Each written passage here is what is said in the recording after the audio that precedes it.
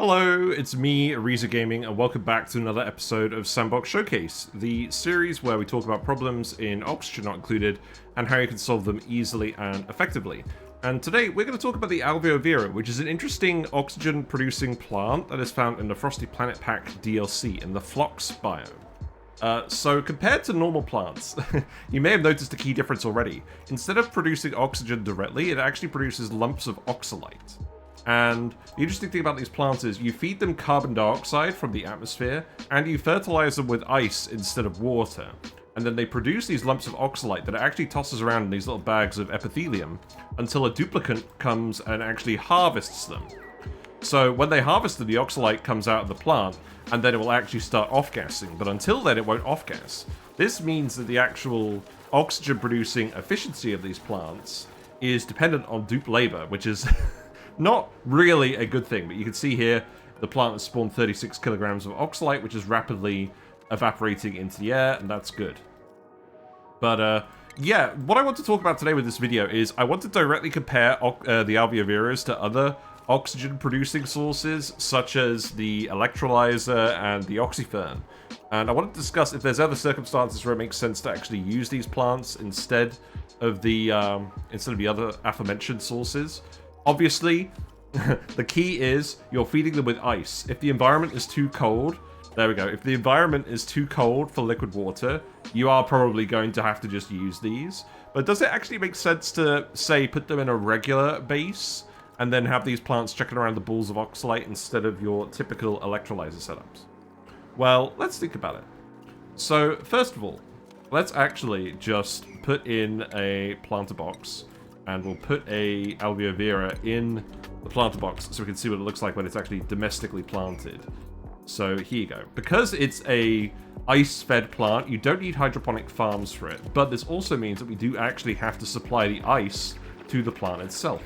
You're probably going to need either a duplicant to do that, or you're going to need some mechatronics, and that is actually going to use some power.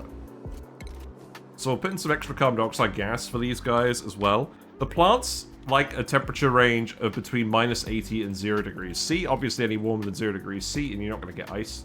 And they really, really don't like that. So you can only plant these guys in cold environments like this.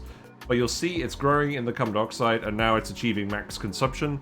Each Alveo Vera plant consumes 2 grams per second of carbon dioxide. That's 1.2 kilograms per cycle, per plant. And because they each consume 20 kilograms per cycle of ice, that's 33.3 grams per second of ice. And because they produce a 36 kilogram lump of oxalate every 2 days, that's effectively 18 kilograms per cycle of oxalate production, which is about 30 grams per second. So this leads to a maximum water in to oxygen out ratio of about 90% efficiency, which isn't bad. If we actually have a look at the electrolyzer, this typical building that we use for this process, you put in a kilogram per second of water, and you get 888 grams per second of oxygen out. So it's 88.8% efficient, but it doesn't require any dupe labor, and you also get the hydrogen out, which you can then use for a lot of power to run your gas pumping setup, for instance. You don't get that excess power with the Alveo Veras. Now, they do consume a fair amount of carbon dioxide. If we just spawn in an Oxyfern quickly so we could compare the plant, obviously the Oxyfern isn't going to like the temperature, but the carbon dioxide consumption of the Oxyfern is actually 0.625 grams per second per plant, which is a lot less. And then it also consumes 4 kilograms per cycle of dirt, which is about 6.67 grams per second of dirt, and it consumes 19 kilograms per cycle of water, so it's about 31.67 grams per second of water. And it produces 31.3 grams per second of oxygen.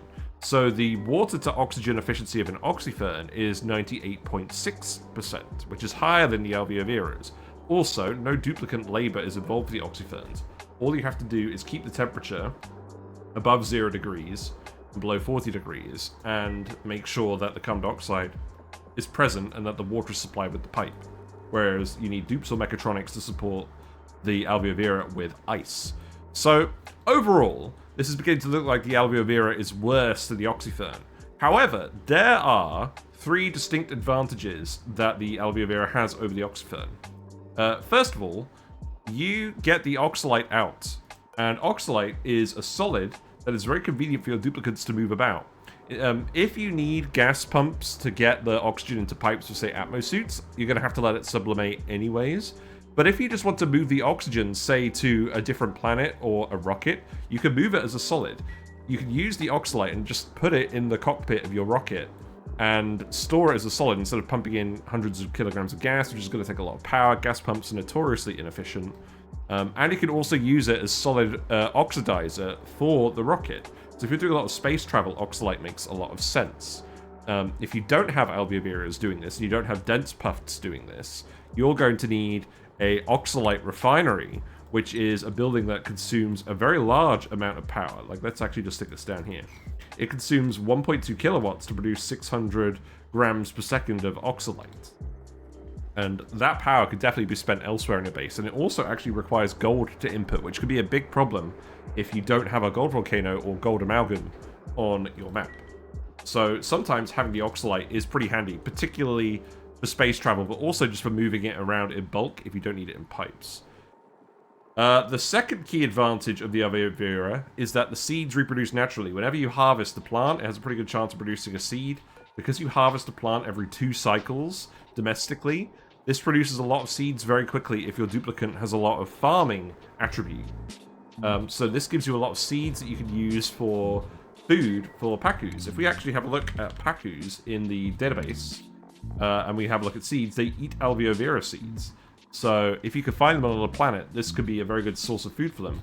Also, if you've got cold stuff going on over here, gulpfish quite like cold environments, and gulpfish will also eat the Alveo Vera seeds. So this could be a pretty good system if you want water filtration with gulpfish, or the actual base cooling you can get from gulpfish, as we've talked about in the previous video relating to them.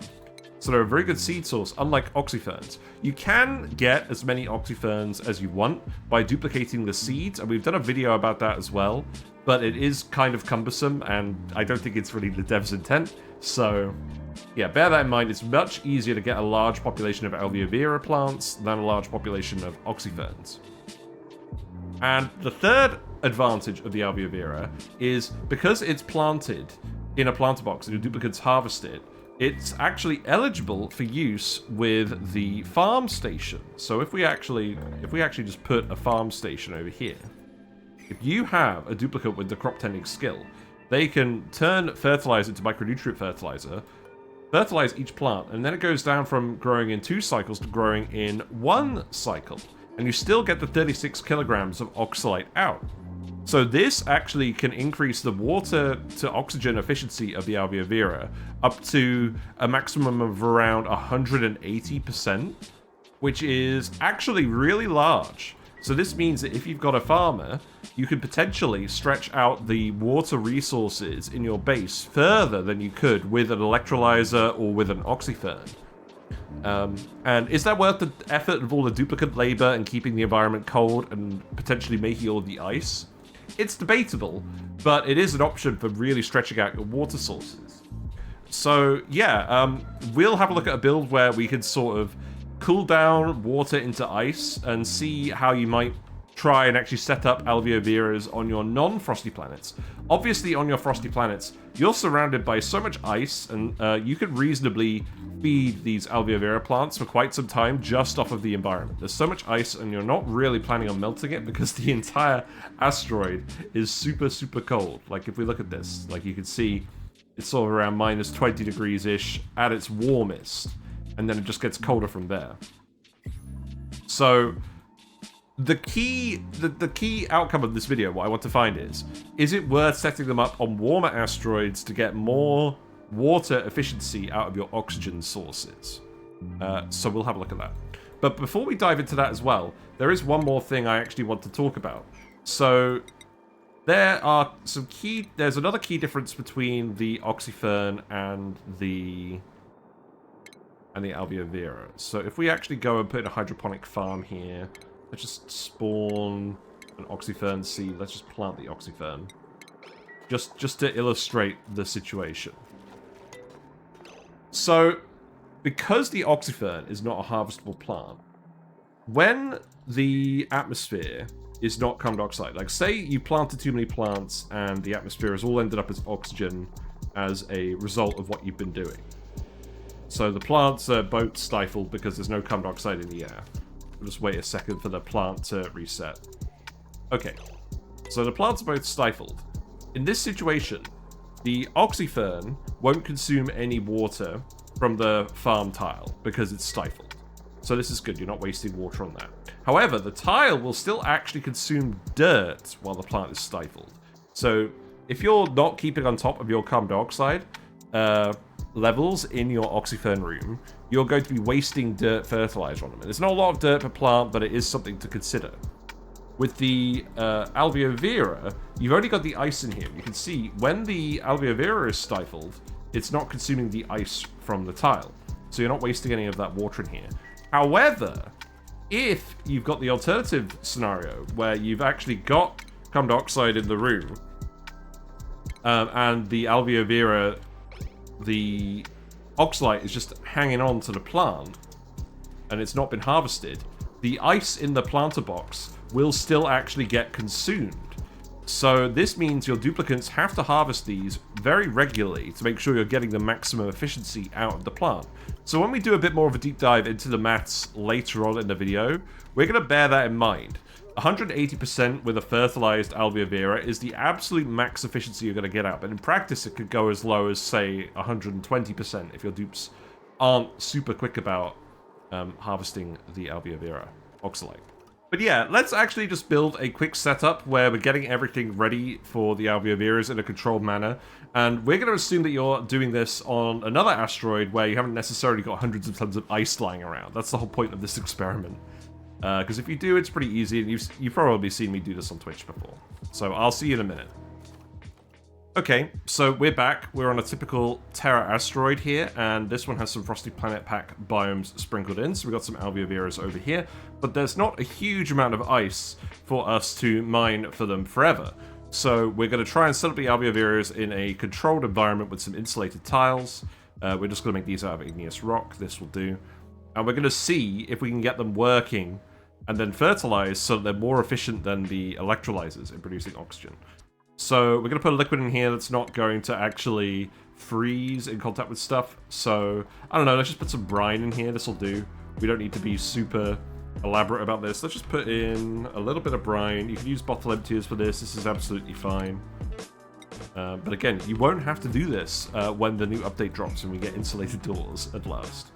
So this is all going to fall down here if you pour it in here, and then this is going to form a little vacuum tile. So this is going to form a complete thermal seal, and then we can keep this room nice and cold. So let's just stick a load of tiles up here as well. And then we're going to put a little door here just to seal it off and have it actually form a room. So now we've got a nice little 96 tile room. We're going to put in a farm station, and then now you've got two options. You could either have planter boxes on the insulated tiles and put the Alveo Veras in them, and then the plants come up an extra tile off of the surface. Or we could put in farm tiles over here, and then we can have insulation underneath the farm tiles to make sure that heat isn't leaking in from the rest of the map. I think in this case what we will do is we will have the insulation underneath the farm tiles, just because it gives you a little bit more space in the actual room itself. But you can do either of these things. We just added some Alveo Vera seeds in here, but we're not going to plant anything until we've actually gotten this whole setup down to the right temperature, because if you try and plant an Alveo Vera at the wrong temperature, it's just going to pop straight back out of the farm tile. You have to cool everything first, or just build it in a naturally cold environment. We're going to put some auto sweepers in. The auto sweepers are very important for this because they're actually going to be grabbing all of the ice from the conveyor rails, and they're going to be loading it into the plants. And as well, once the oxalite is actually harvested, they can pick up the oxalite and they can send it throughout the base to wherever else you want it to go. So we can just put 3 auto sweepers in here. We'll put some... Oh, not this song. We're going to put some conveyor receptacles over here. Those conveyor receptacles are going to hold the ice. And then we can put some more conveyor loaders in this little column here. This is why I quite like to have the Alveo Veras a bit lower down. And then we can just put the loaders in this column here. And then these, we're going to set those to oxalate specifically. So that's all going to go in there. And then what we're actually going to want to do is we're going to want to fill this room with a little bit of carbon dioxide. So what I would suggest is we open this up here. We have a couple of airflow tiles. Now the gas is not going to be overly conductive, so I think we can probably get away with having this little gap in the insulated tiles up here. But we're going to put some more stuff over here. So again, let's just seal off this whole room for now. What I would suggest, especially if you're on... So if you have Frosty Planet Pack stuff enabled in your map, you may have enabled the biomes that have the bonbon trees. So even though this is a Terra asteroid and you don't actually have arbor trees, you will have bonbon trees. And this will be the same if you're on a typical Frosty asteroid as well. You'll have bonbon trees. And obviously, a lot of the time we're growing these for nectar, but what we can actually do is we can grow these for wood. The reason we're actually putting a wood burner in here is because Alveo Veras consume a lot more carbon dioxide than the duplicates will actually produce exhaling. It's not like the Oxyferns at all, where Oxyferns produce carbon dioxide in the exact same ratio as duplicates. 0.625 grams per second of carbon dioxide turns into 31.3 grams per second of oxygen. That's 2%. That's what dupes do. But with the Alveo Vera, it's actually like 2 grams per second of carbon dioxide goes into 30 grams per second of oxygen. So only 30% of that carbon dioxide is being produced by duplicates. That other 70% has to come from somewhere else. So we're going to use a wood burner to generate the carbon dioxide for the Alveo Veras. We can turn the wood from the bonbon tree into a little bit of power to help run all of the mechatronics that are going to keep these plants alive. And then the carbon dioxide will be enough to keep these guys well fed in the meantime. If you have excess power, you can actually build a ethanol distiller instead, and that can convert the wood into ethanol and polluted dirt, and then some carbon dioxide as well, and you can run the ethanol through a petroleum generator to get even more carbon dioxide and more power. That's obviously more efficient, but if you're just trying to do this early on, a wood burner will do. I'm going to do the maths assuming that we have a wood burner as a worst case, just because it's easy to set up early on. If you're wanting to actually get your oxygen infrastructure set up, you're going to want to do that fairly early on. So I think that makes sense. But the build in this video is more of a general sort of principles thing, rather than saying here's specifically how I think you should set up your Alveo Veras every time. We're just trying to set up a system that's relatively simple and works in this context where you're on a normal asteroid and you're trying to get more water efficiency out of using Alveo Veras instead of electrolysers or oxyferns. And we're just going to try and actually get that to work. So let's add some more infrastructure. So we've got the wood. What are we actually going to feed the tree with? Well, the bonbon tree eats snow. We need snow to actually grow the tree to grow the wood. And we can make snow with the ice maker. We're also going to use the ice maker to convert water from the map into ice. We're actually going to want 2 of these. So what you'll do is say you'll set one of these to ice and you'll set one of these to snow, and you'll handle it that way. But this brings up another question. What's the best water source for actually converting into ice for the Alveo Veras?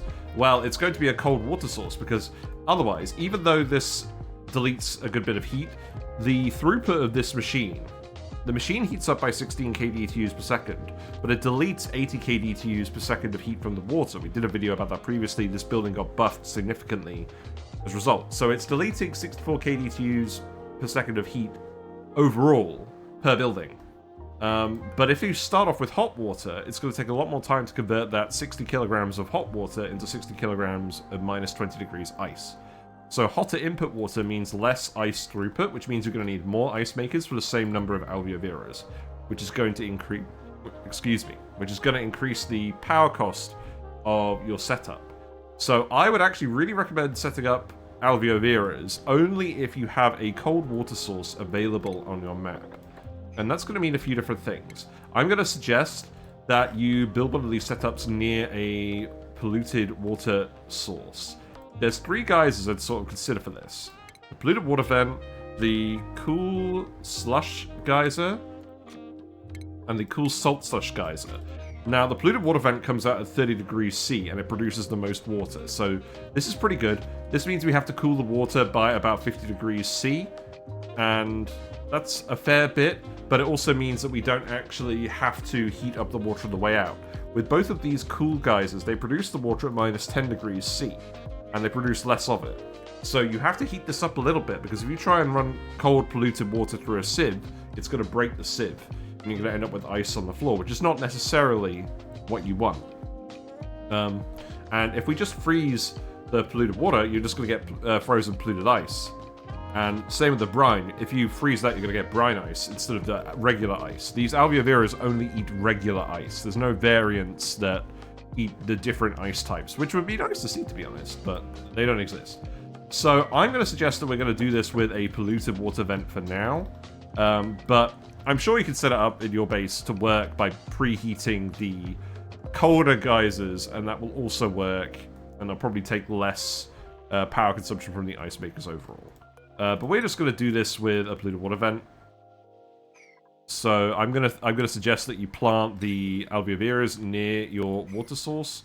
We're just going to put in a water pump and a hydro sensor, and we're going to automate these.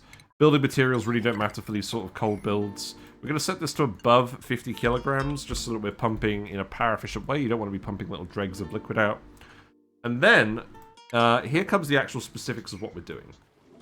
Alright, we're back. So, we built the rest of the build, and again, I'm not going to suggest you follow the exact build too much, but we're going to go through the general principles of what it takes to get these Alveo Veras working for us.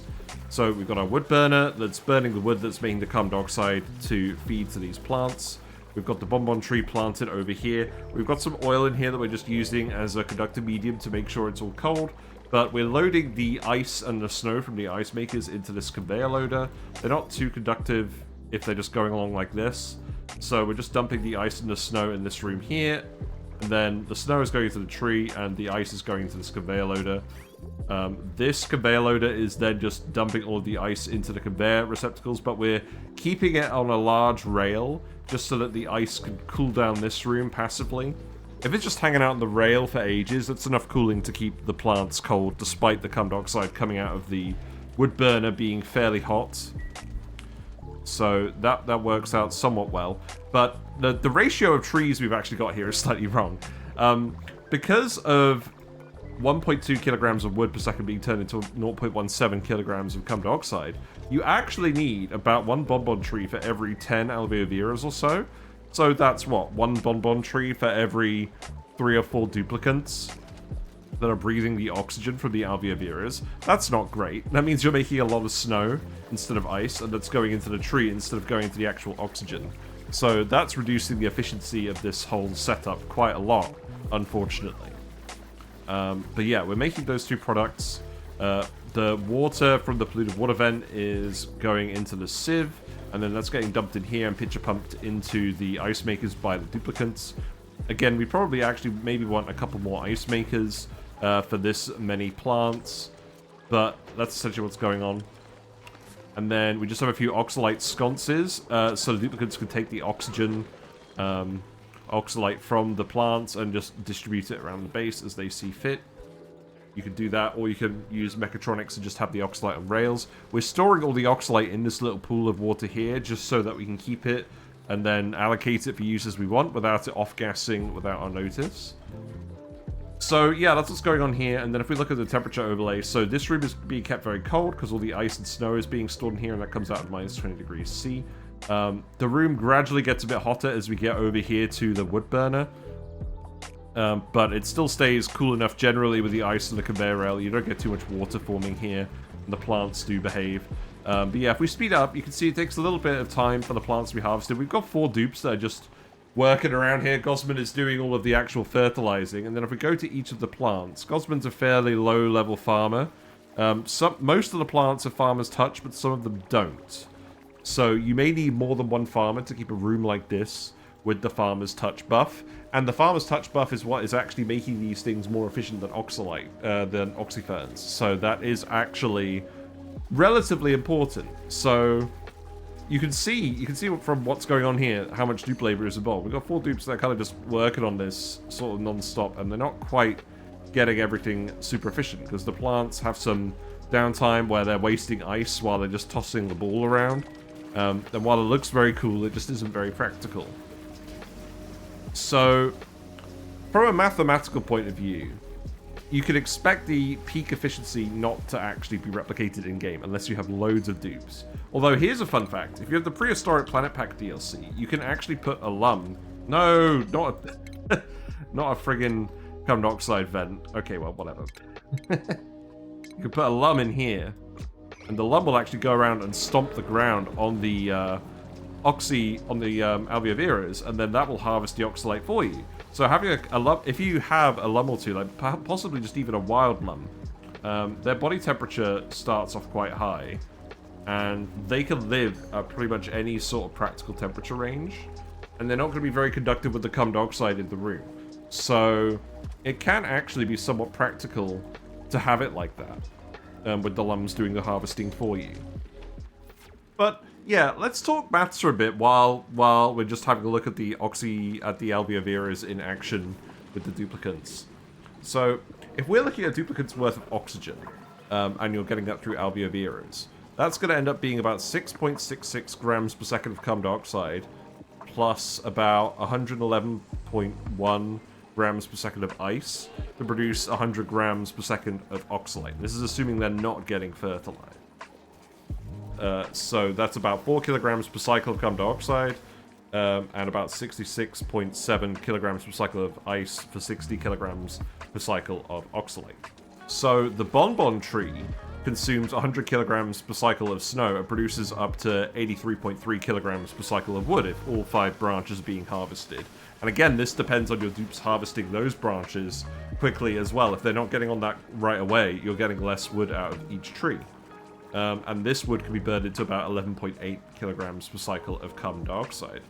So, because we've got 6.66 kilograms per second of carbon dioxide required per dupe, and each dupe is producing 2 grams per second of carbon dioxide just by exhaling, we need to get 4.66 grams of carbon dioxide per duplicant per second.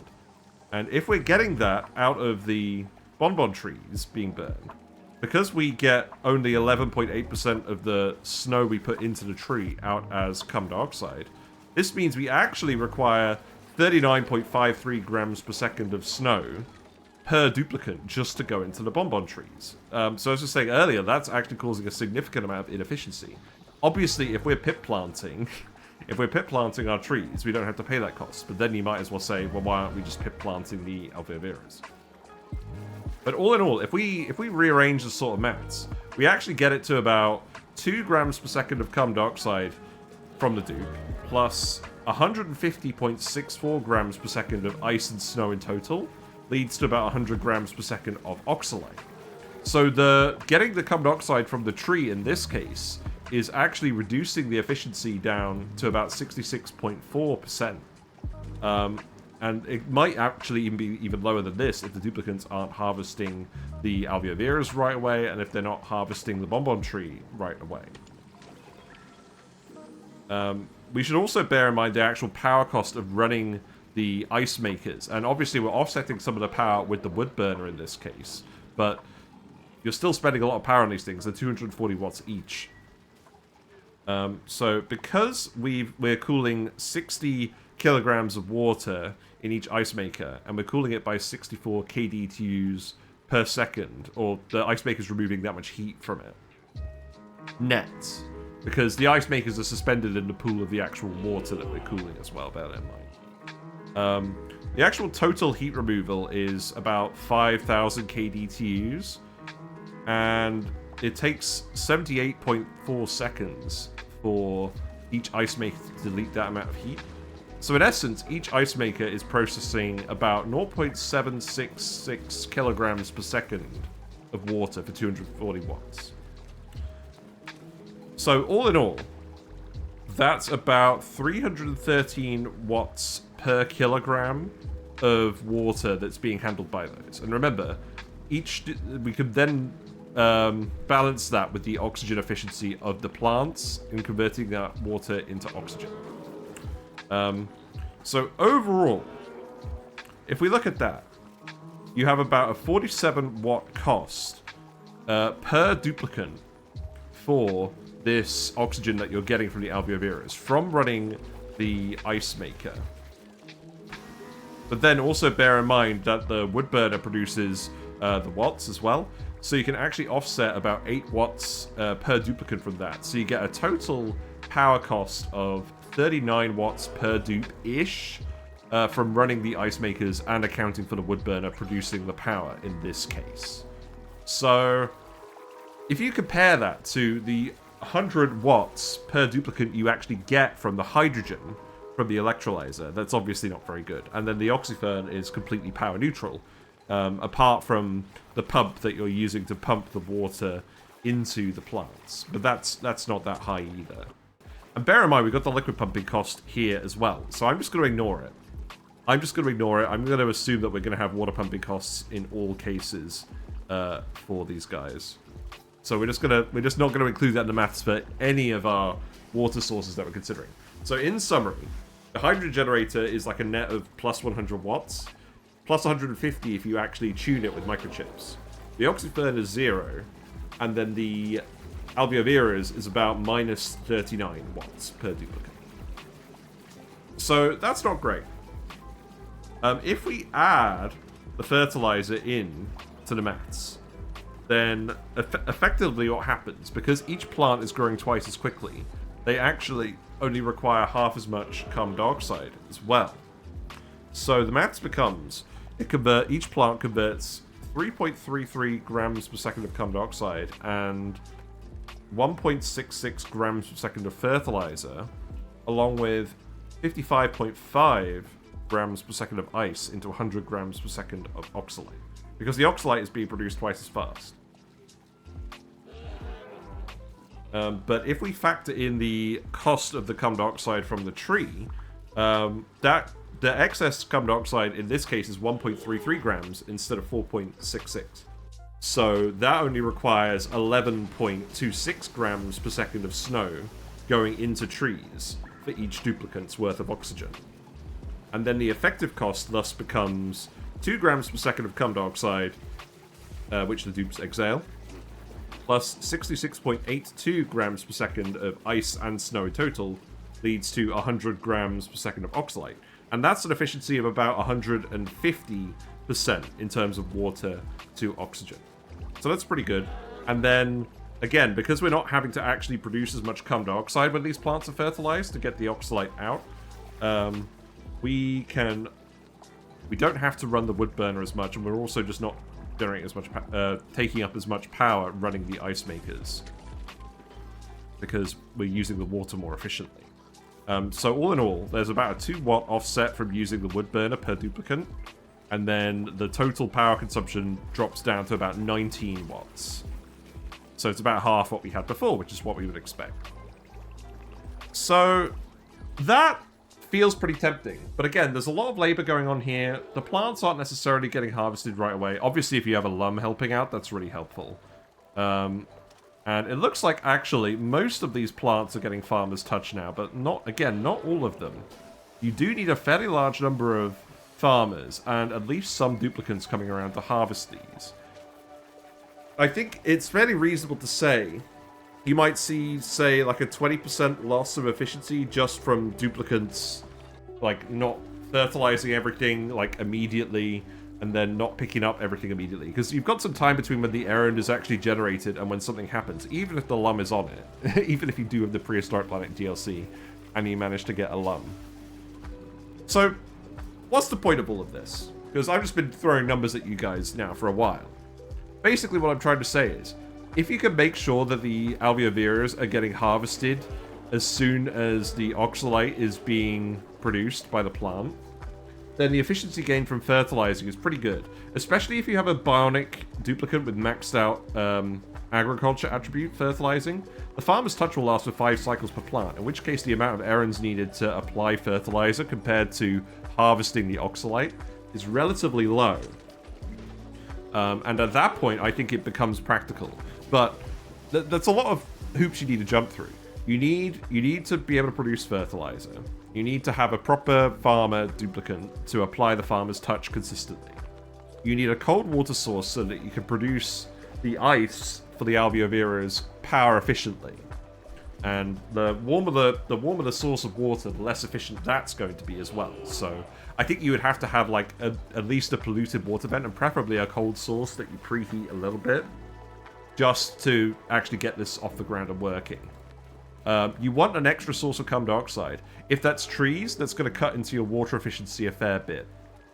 Especially if they're bonbon trees. I think arbor trees are a little bit better, but we can't rely on finding arbor trees on, say, a Terra asteroid. You might be able to print one, or you might be able to go to your teleporter asteroid and find one. That's probably preferable, but I'm just talking about resources that you've got in your frosty biomes that have been mixed in. If you have a liquid carbon dioxide geyser, that's obviously going to help the efficiency a fair bit, but remember, each plant consumes 2 grams per second of carbon dioxide, and if you actually spawn in a carbon dioxide geyser, like this one down here, the average throughput of these is somewhere in the region of about 100-150 grams per second. So you can feed a fair few Alveo Veras with it, but it will be a fixed amount. It'll probably be enough for your base though. So really, I probably would do this if I had both a liquid carbon dioxide geyser and a cold water source on the asteroid.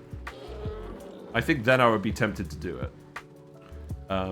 But again, you also just need to make sure you have enough dupe labor to come in here and harvest the plants, or have some lums you can just dump in here and have them do that as well.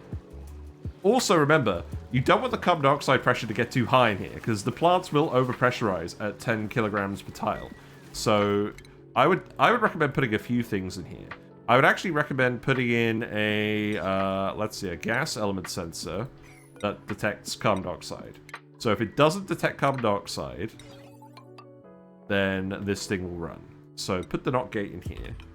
And then I would also just put a Atmos sensor in here.